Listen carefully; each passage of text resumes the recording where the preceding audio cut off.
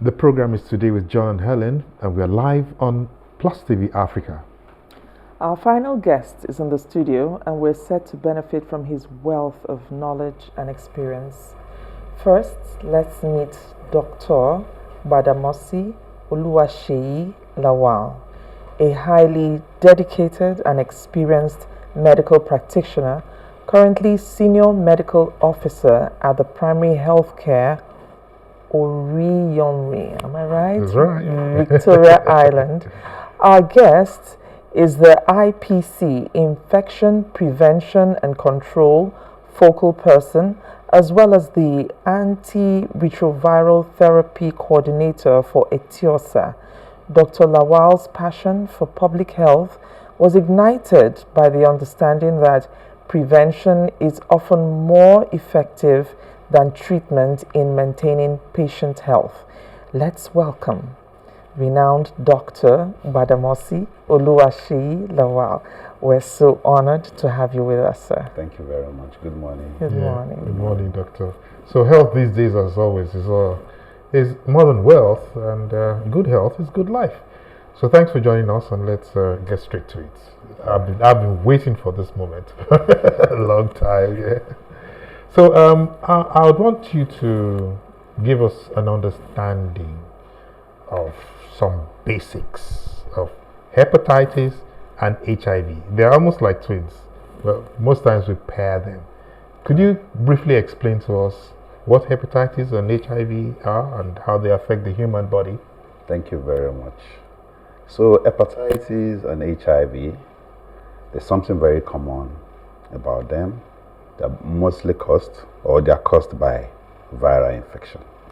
So HIV is a viral infection that affects the entire human immune system, whereby it attacks the CD4 cell, which is the T cells. So more so is more like the soldier cells of the body. That's the CD4 cells. CD4 cells, yes. It's also called, or you say the T cells. Okay. They're like the soldier cells of the body, whereby they fight infection. Okay. Whereas hepatitis is an inflammation of the liver caused by this, by virus as well.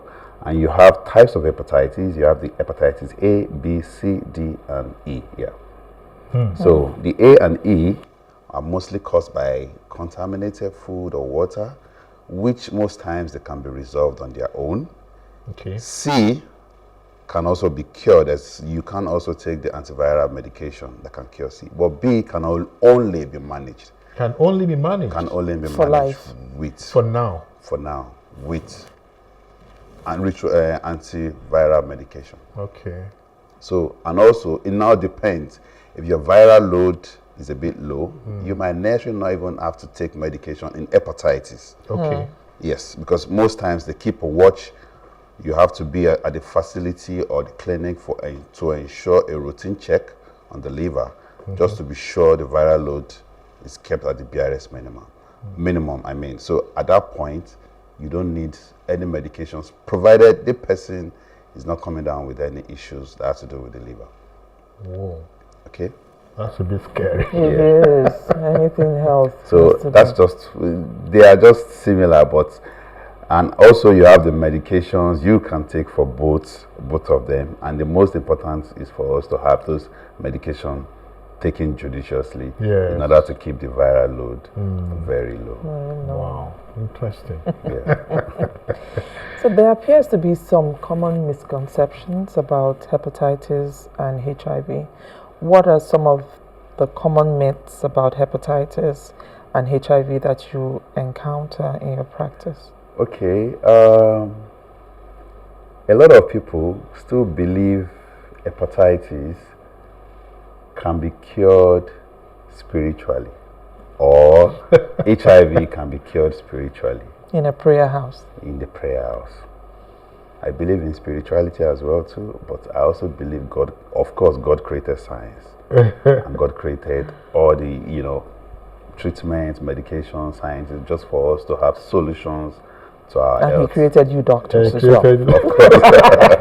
Yeah, also a child of God. So, also, you also have those that would still believe you can also contract the virus via hugging, Just hugging. Yes. Which one now? HIV? Both of them. Whoa. But you can't. You can't. Of course you can't. What about kissing? No, not net. Well, in hepatitis B, the risk is still very low, but in HIV, it's not possible. I remember because the virus at that point is very weak, and there is no way you can contract that virus via kissing in HIV. I remember some years ago, I met someone who has HIV. Yeah. This was in England, actually. And we had lunch or dinner together. And when we finished, she actually remarked that, that she's quite impressed that people have agreed to sit with her and have dinner. Because she's been to places where even after dinner, they go and break the plates and throw everything away. I was going to come to that. People also believe that when they share their utensils, they believe they can also contract the same virus. It's not true. So you can't contract both hepatitis and HIV from sharing cutlery and all that. No? So let's look at the transmission pathway, as it were. Can you explain the primary ways in which hepatitis and HIV are transmitted, and then are there any little or lesser known transmission methods? Well, like I said, people still believe. For instance, let me give an insight on the lesser ways. People still believe kissing, you can contract the virus, especially HIV. But I want to actually put this out. That's not true. Only if you can have a French kiss with sores in your mouth for both persons. Even at that, the risk is still very low. So there are really no lesser ways. So we are free to kiss. Yes. So you are free to kiss. So there are no lesser ways. A low risk is still a risk. Yes, but the chances are very slim. Still very slim. Not as bad as when you have. That takes me now to the transmission. Yes. When you have a sexual intercourse, without any form of contraceptive, protection, like condoms for male or female also have their female condoms. The female also have their condoms as well. Yeah. Or you can also contract the virus, both anyways, through blood transfusion as well. Okay, yeah. Maybe during when you have a procedure and you have a blood transfusion, it's not properly being looked into. Screened, your blood not screened, so yes. You can have the virus as well. You can also contract the virus through sharing sharps. Like a razor, blade, needles, anything sharps. It could be your barbers, clippers and all of it. So what about a comb? No, you cannot contract the virus via a comb. But you have some combs that have sharp ends that could pierce your skin. Well, that will fall under the category of being a sharp object. So categorize combs as no sharing. No, combs. Some combs are very dull. The edges are very dull, so you wouldn't. Whatever will break your skin. Whatever will break your skin and have contact with your blood or your body fluid in. So definitely. I will put the comb under that strata. So combs are out. So combs are really out. No, so you are not likely to contract the virus via those dull objects that will not create a break in your skin or in your body, exposing you. So that's not possible. So any other? We've talked about how people that also kisses are allowed. Yes, they are allowed. You can share. People that also have tattoos drawn on them. The equipment or the machines or so could be a bit sharp. Sometimes you could get them injured, and then most times you even see some blood. So sometimes you could get the virus stuck in there, and using it for another person. Of course, is a way of transmitting the virus as well. At the barbers, sometimes you don't even need to get to the barbers. Just by the roadside, you see a lot of who shave with a razor, and they use the same razor for repeated people. So, for different customers. So those are just one of the risks There are so many Pathways, challenges that Yeah, we people need to, were you having. know, for us ladies at the salon, you know, sometimes we trim our brows because we have to look You know, fine. also too, you And need to so- be aware that some of these are pedicure set as well. too. Yes. You can get exposed to all those things that can get you infected as well too.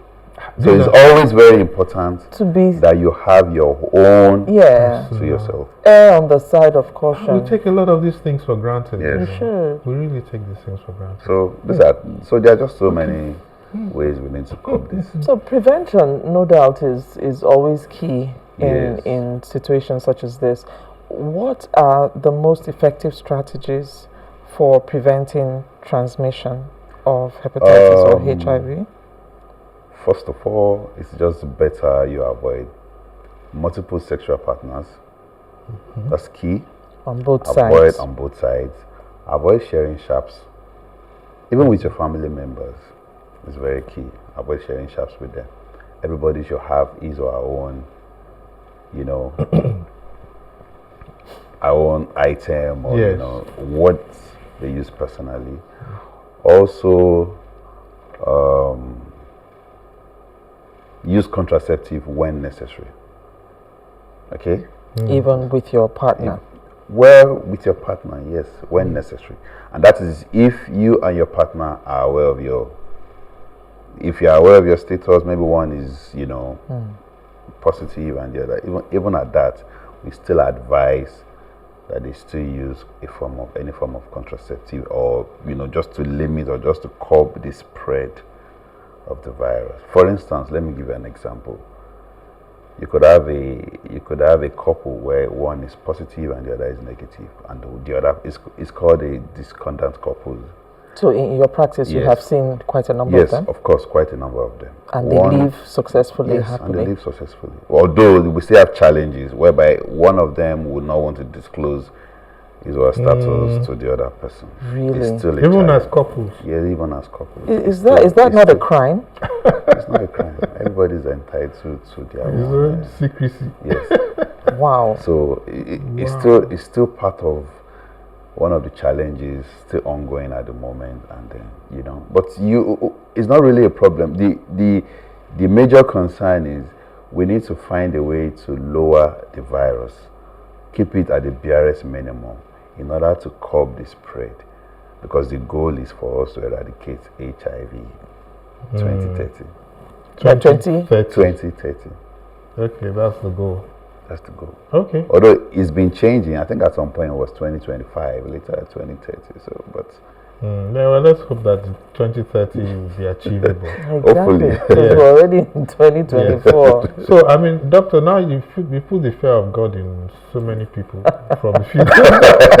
Things that you say. So I'm sure that some of our viewers will now be wondering, okay, how is hepatitis diagnosed, and how does it differ from the process of diagnosing HIV?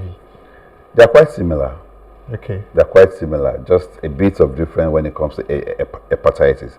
But HIV, most times, blood. Likewise, hepatitis as well. We use a rapid test kit. Okay. Within 15 to 20 minutes, you get your result. But when that happens, it's always advisable to go for a confirmatory test. I mean, a second testing you know, so you can be sure this is where you are, and that. In addition to that, hepatitis can also be diagnosed using an ultrasound, which is an imaging, just to check, you know, the morphology. I mean, the picture of the liver, to see what's going on. You could also have a liver biopsy where a small portion of the liver is being extracted for testing. How do you do that? It's more of an invasive Extraction. investigation. It's just an extraction, just a Through bit the of mouth? yes. No, not through the mouth. It has to do with some bit of opening, and then you just take a bit of it for Testing. testing. Also, you have the what's it called, the liver function test, to check for the liver enzymes, Yeah, they always to talk see about if they are that. distorted or not. That That's will also really give you a common. clearer picture. Right. You know, so but HIV most times is just through blood works. Then you go for a confirmatory test, and that tells you this is it, and that's it. So there have been instances. You know, because HIV is more of a systemic. While that one is more of a localized. Although, of course, it's in the blood as well. We all know, but mostly it attacks the liver. You've talked about the liver several times, and let's digress a bit. Yeah. This liver thing, this organ, the liver. How? Because they tell you that if you drink too much, it's your liver. If you do this too much, it's your liver. What really is the big deal about this liver? So the liver is function, and is very important. Of course, in the human body, is responsible for absorption, metabolism. You know, so even detoxification as well. Okay. Yeah, when you saw those liver detox. The liver is the largest organ. The clearing room office. Exactly, and it's the largest organ. Clearing house. It's the largest organ in the human body. Yes, it's the largest organ in the human body. So so the liver has its own function that we need not to look away from. It's a very vital organ to take care of. Yes. More than the heart. Well, all organs are important. Wow. So, yeah, I just thought we should clear that. Yeah, so everything we've talked about goes back to the liver. Yes, exactly. And once the liver is, is there a liver transplant? Yeah, we have liver transplants. Yes. Okay. Quite some have been successful, while some have gone the other way. So see how you put it. It's gone the other way. They put it very conservatively. Yeah, they don't say such people will die. No. They've gone the other way. So nice. But that's it anyways. That's what it is. Okay. So with people living with the disease, how can individuals diagnosed with hepatitis or HIV manage their condition and lead a healthy life? But back in the day, you know, I had known a HIV patient, and you know, it kind of like emaciated the person. The person was all, you know, gaunt and all. So that's always been the picture in my mind when I picture that. But I've seen even some stars, I don't want to mention some foreign stars, who have successfully lived with it, and they even look robust and healthy. So that's tying that in with this. How can we? Okay, so that takes me back to, I think we discussed that briefly earlier. So what is very important? The moment you are aware you're HIV positive and you've gone for testing, of course, that tells you that we have trainings. There are trainings, there's sensitization programs, educations, you know, informations you need to disseminate, you know, counseling programs and all of it that the patient should go through. Reason why is this: a lot of them feel left out. A lot of them feel ostracized. Do I use the word depressed? Low self-esteem. They feel dejected. They feel yes, exactly. That's the word. So, and because of that, a lot of them just feel this is just the end. What am I still doing here? You know, I don't know. So because of that, a lot of them won't take their medication, because the key thing about it is that the moment you discover your HIV, and after you've gone through the stages, the most important thing is for you to use your medication judiciously. It's very important. The case you just mentioned, that the person emaciated and all of it like that, that must have degenerated from HIV to AIDS. AIDS is the end stage of HIV. Okay. And that is if the person has refused to take medication after realizing he or she is positive to the virus, or the person has decided to live a reckless life. Even despite the fact you know you are HIV positive, you still want to go out there and still live a reckless life.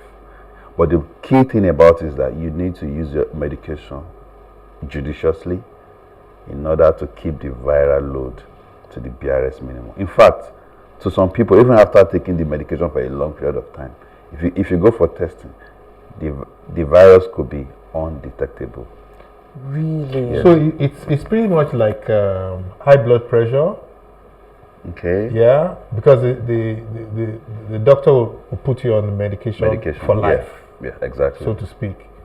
So once you have it, make Yes, sure you you are use your right. I medication. think I understand the angle you're coming from. Make sure you use your medication Regularly. Or even when you think it's clear, continue. Just continue. Keep at it. Exactly.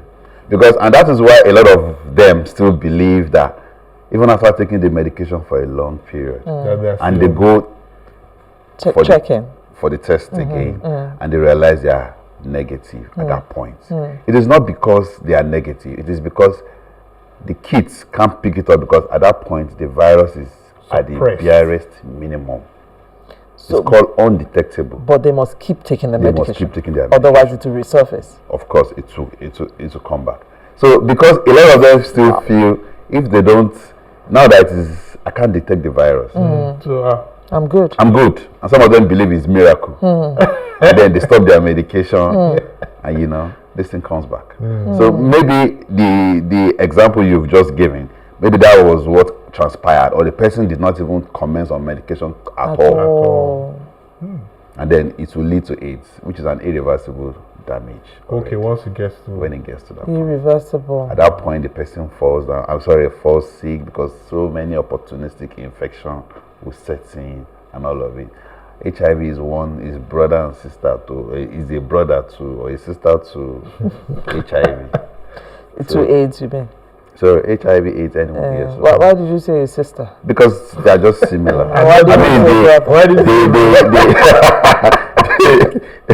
They work. How do I use it? Most times when someone presents with HIV, most times because it's an opportunistic infection. So HIV most times will just TB most times, which is tuberculosis most times. Will set in.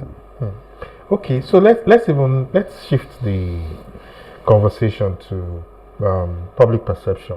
Yes. Because that's very important. It even affects the patients themselves. Yes. You know. So has it changed over the years? Because I know there was a time when you say HIV, it's like just shut all the windows and the doors. I don't even let anything through. Yeah. Right? But now, has it changed? You know, and what still needs to change? Well, it's still a challenge. Yes. It's still a challenge. That's the truth. Because you still have a lot of people still segregating people who are HIV or hepatitis B positive. True. Especially a lot of employers. Okay. After testing their employees, seeing that they are having so virus, a lot of them want to lay them off. Arm's length. Or if it was even a pre-employment test. Yes, even if it's a pre-employment test. They wouldn't hire you. And these are people that are not even coming in contact with interfacing with something that would create that spread or this. For instance, you have someone who is working in the admin. How would the person have an interface with anything that has to do with someone else's blood or anything? I don't know if you understand what I'm saying. So why would you want to lay such a person off because you feel the person is HIV or has hepatitis B? I've seen that a lot, and it's still happening. So that's why I said it's quite a challenge. In fact, it's actually a challenge. People still have that perception that yes, let's stay away from them. We don't want troubles. We don't want issues. At least I've seen a lot, and I still even recently I still saw issues like that. And what I try to do is to even discuss, to talk, be the employer, just to counsel them and to say, this has nothing, but some of them already have their mind made up. They already have that perception about, I don't want trouble, I don't want this thing. You know what it means. So a lot still needs to be done. Information still needs to be passed out, disseminated. Yes. A lot of education still needs to be done. Sensitization programs, awareness, just to let them know this is it and this is it. This virus won't spread when such a patient is like this. It can only be done when you put yourself out sharing sharps, sexual partners, multiple sexual partners, risky lifestyle, and things like that. So the information still needs to be disseminated across.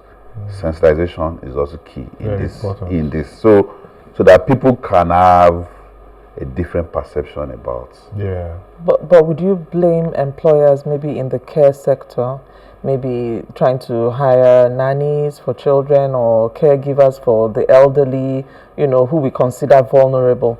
Would it not be within their rights to check, and if the potential employee has those conditions?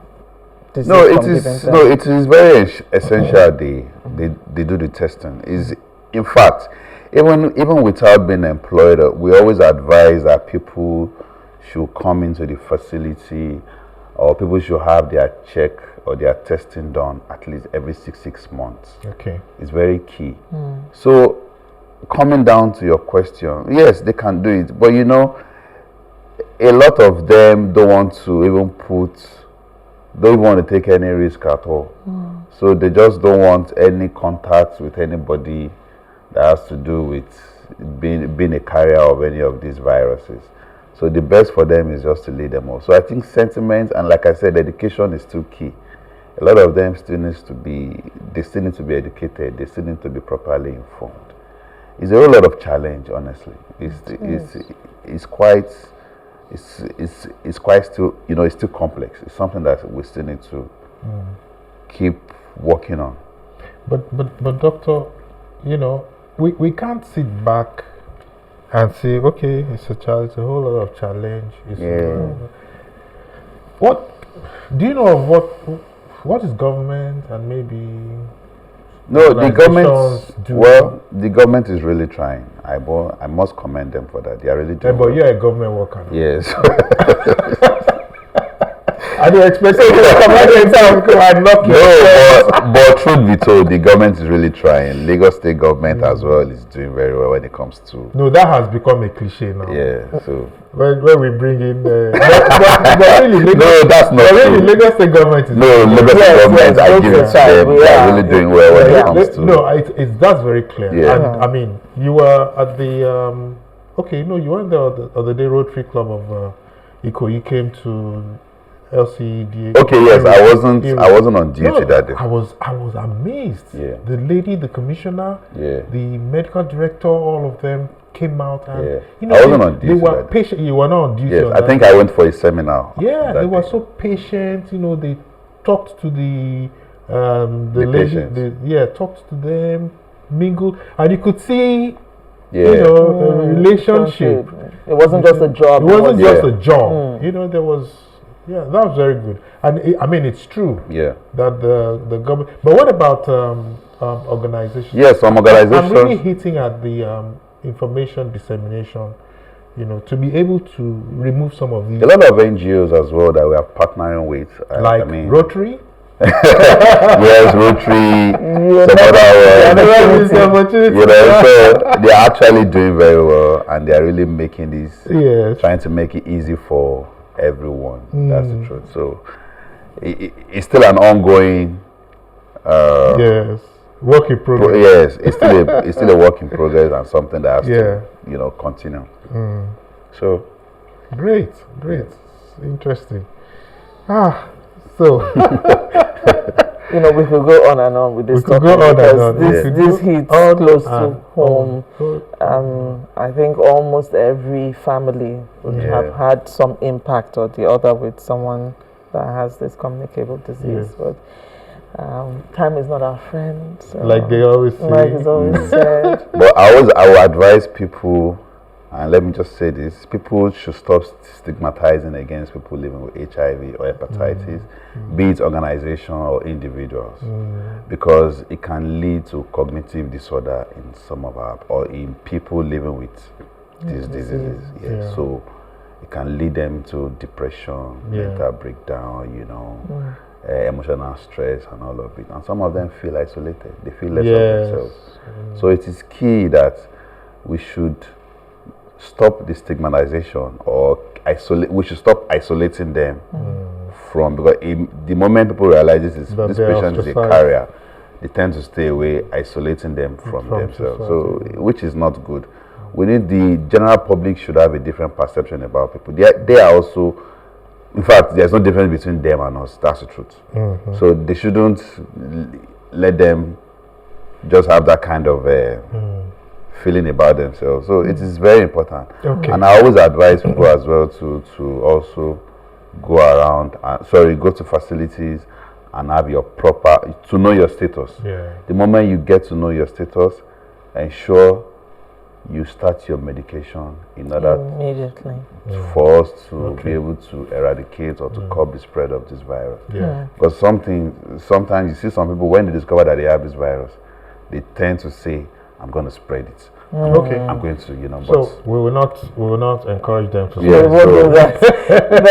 That is just the key, anyways. Yeah. We use our drugs when we discover our status. Thank you so much, Doctor. Thank you, sir. Thank you, Doctor, for the time well spent with us and for enlightening the public. Thank you very much. Revealing many hidden myths and mysteries surrounding hepatitis and HIV.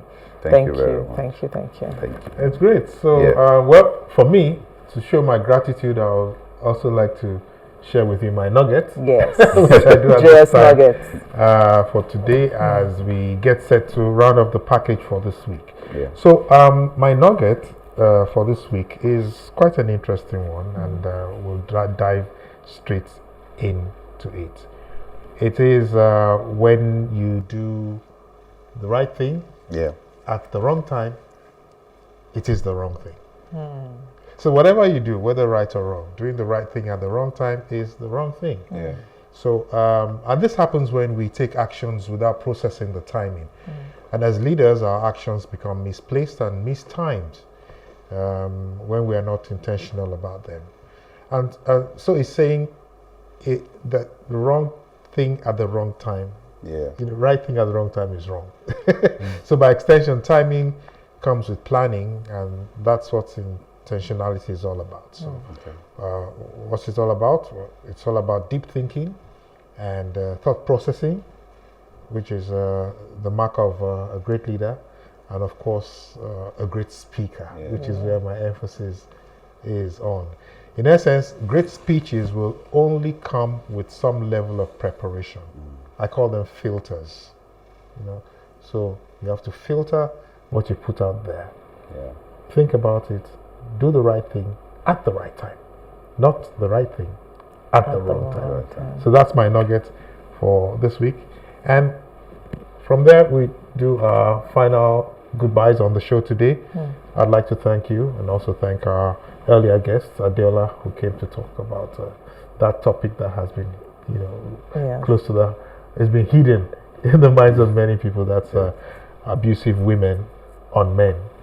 So thanks so much for being with us. I'd like to thank my colleague here, Cici, for being with us.